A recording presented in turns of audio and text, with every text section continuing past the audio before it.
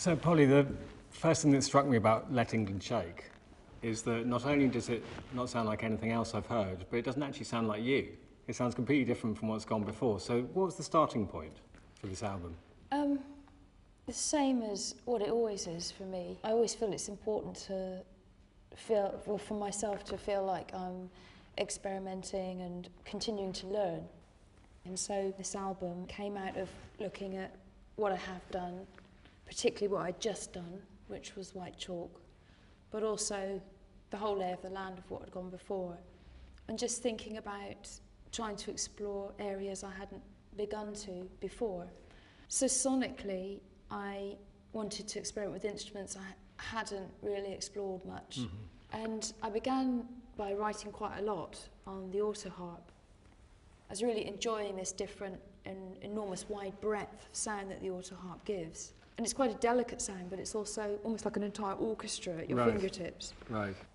And then slowly, as time went by, because this album, like many, it was written over two and a half years. Naturally, my writing started moving into experimenting with a different guitar and a lot of different sound applications that I'd never really experimented with before. Something I realised as well is that when I'm not writing music, I write words all the time, that's continuous, but when I'm not writing music, I do not play an instrument ever. So what it means is that when I come to play a guitar, maybe I haven't played it for 6 months, and I'm very messy on it. You know, I don't know if you play guitar, you do, don't you? But I get very ham-fisted, my hand's hurting because I've forgotten how to play, and it's all... And I've realised over the years that I actually like that sound. I like the sound of a beginner on an instrument. I really like that sound. What you're doing is putting yourself into a position where you're always going to be a beginner. If you're taking up a new instrument, and then, in fact, you have to start from scratch, I guess. Yes. It's very childlike in a way. When you first see a child pick up an instrument, there's something just beautiful about that, because it's the utter emotional, bodily response. And I think that naivety you can really get to some truths. So also with Let England Shake, I mean, there's some themes going on here, war being an obvious one, but also war in a kind of personal sense, from a personal perspective. So this must have been a slightly different way of writing. Something I hadn't really done yet with my writing was to approach big, concrete issues such as one's country, conflict, all of these things which affect every one of us every day of our lives. I realise how passionately I feel about these things, and yet hadn't put my voice and my music to express it. And this felt like the first time I tried to do that. But it was very, very difficult, and I probably threw away half, or if not more than half, of everything that I wrote to get to the point of this album. It feels like a very kind of historical perspective on war. I mean, there's a lot of elements of the First World War, and also tied in with this idea of Englishness in England, and then modern warfare too. Was there research that you carried out, places you went to, anything like that? I did an enormous amount of research, and I just tried to absorb as much information as I could. I looked at a lot of artwork, lots of paintings, for instance, Salvador Dali's Spanish Civil War era, or Goya's Disasters of War series. That's just two, but there's many, many different angles that I looked at. Lots of photography, lots of current day photography, where I came across a photographer called Seamus Murphy, who spent the best part of the last 10 years in Afghanistan, and I was extremely moved by an exhibition I saw of his called A Darkness Visible. So much so that I actually got in touch with him because I wanted to speak to him more about his experiences of being there. The whole time I was writing and trying to get the voice right, the place I did feel qualified to speak from was a very simple, human, emotional reaction point of view, because we're all human and we all feel these things. Or you can feel how it would have felt for somebody in that situation. Well, that's the artistic process, isn't it? I mean, I think what you're talking about is empathy. Yes, so not necessarily, you don't necessarily have to have gone through these things, but you have to have a feeling for it, otherwise it's going to be Yes, empty. and that's what I was trying to articulate, those feelings. That's the way that I found a way in to even begin to write about these giant things. I approached the whole album in a different way, and that I only wrote words for a long, long time. Devoid of music, you mean? So you weren't totally sitting with a music. zither or a... No, Right.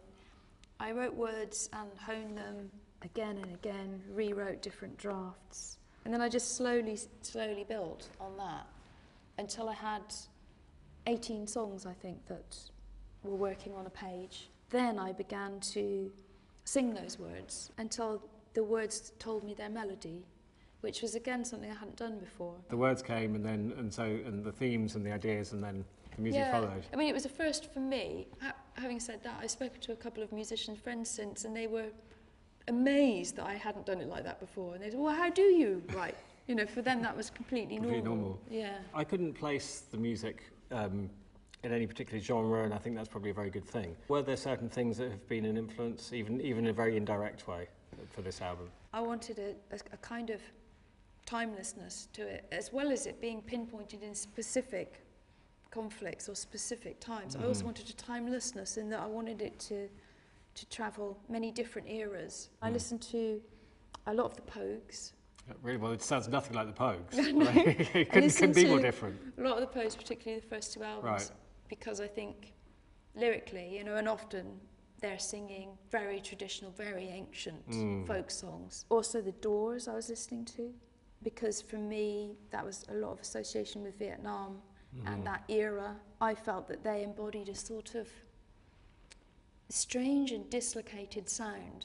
And I listened to a lot of the Velvet Underground because I liked the quality of their sound and the exuberance of their music, in that they could be dealing with quite difficult subject matter in some of their songs, but it's very rousing, you know, and you feel the beat goes on as well. And so I knew that I wanted the music to be rousing, indefinable, not particularly being able to be pinned down.